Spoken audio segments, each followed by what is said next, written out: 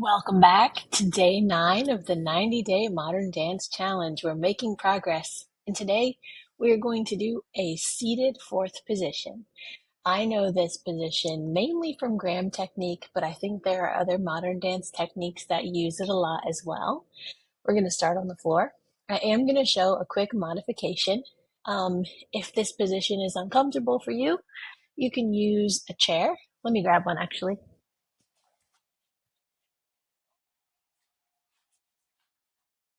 Okay. And so most of the movements that we're going to do on the floor today, you can also do in a chair. I'm not taking this strictly from Graham.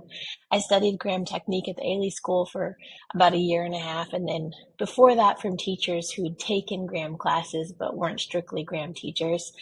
So that's not a technique that I am super well versed in, well enough to say this is the codified way we do things.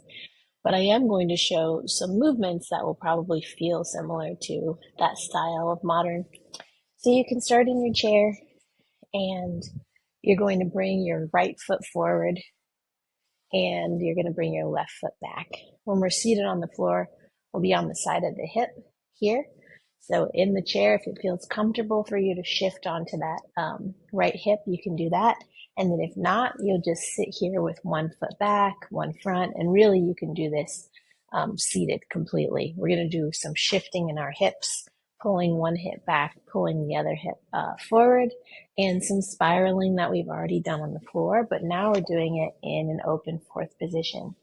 We will move in a standing fourth position later, but today we'll start on the floor. So this might be familiar as we move into a standing fourth later.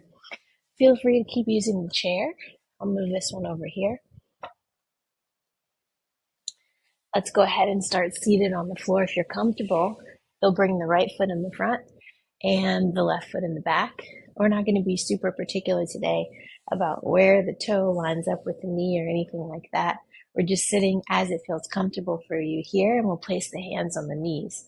We're going to go ahead and take some deep breaths in and out in this position and just feel the way our body moves. Feel how our sits bones are touching the floor, how we have pressure of our bones pushing into the floor, and how we have hopefully a little bit of lightness on the top of the body. Let's take 4 deep breaths in.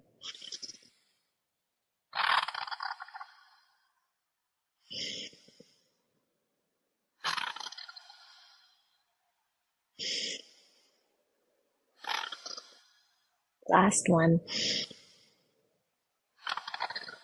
If we allow ourselves to, we might even feel our bellies expanding, and even that little expansion creates a shift. You can feel your hips, you can feel yourself rocking forward and back on your hips, sitting, arching, curling the spine.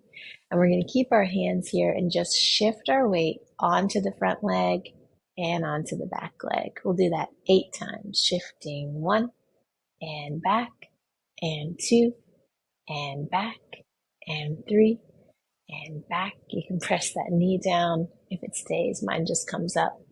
Let's take 4 more. Forward and back, forward and back, forward and back, forward and back. We don't have to move the body forward as we go.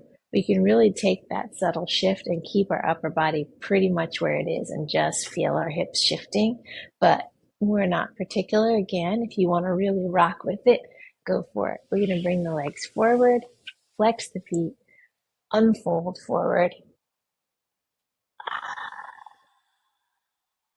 and then we'll unwrap and we'll do the same thing on the other side. Finding a comfortable seat, we'll take 4 deep breaths in and out.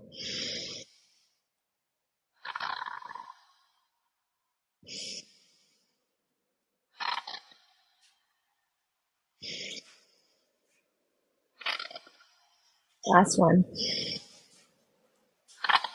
And then again, we'll shift our weight forward onto the front leg and back. Forward and back. We'll do that 8 times. Shifting forward and back, forward and back, forward and back, forward and back. 4 more. Forward and back, forward, back. Last two, last one. We'll go ahead and stay in this position and bring the arms to the floor, just the fingertips touching.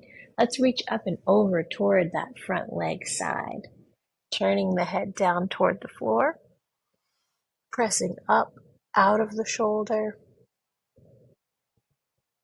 and then we'll swing the arms around to do the same thing on the other side, wherever it feels comfortable. Open up that top shoulder. We'll take a couple stretches here. Some of these are positions that people move through in a seated fourth. And we'll spiral to your left side. You can look toward the back if you're comfortable. And then as we return, let's feel that right hip sitting down toward the floor and see how that starts to turn your body just from that hip coming down. We'll swing the legs around to the other side and do just that much again. Fingertips to the floor, reaching up and over. Open shoulder. And take it around to the other side, opening that top shoulder. Reaching up and over, spiral to your right side. We're shifted forward onto that hip.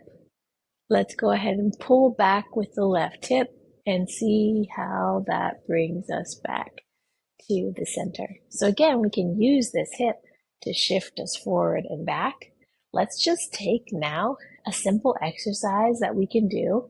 Sometimes people flex and point the feet as we move. Maybe we'll do that in a combination later. But for now, let's just go ahead and take our arms here. We'll keep the toes pointed and we're going to shift to the back. Oh, I want to flex my foot. Let's go ahead and flex. And then we'll point and move to the front. And we'll shift to the back. And we'll point and move to the front. Again, shift to the back. I'm just letting my body wave, not trying to hold any position.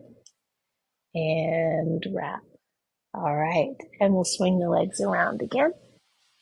And do the same thing on the other side. Sitting up tall, we'll flex the foot as we pull back. And we'll shift and point.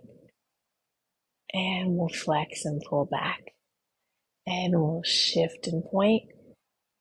And we'll flex. Let's just bring awareness to the fact that even though we're not focusing on any kind of contraction, our muscles pull in as our hip pulls back, our abdominals pull us back, and that helps us to turn. And again, helps us to turn on the floor and to turn standing. All right, let's bring those feet out in front one more time. Flex the feet, sit up nice and tall, and stretch forward.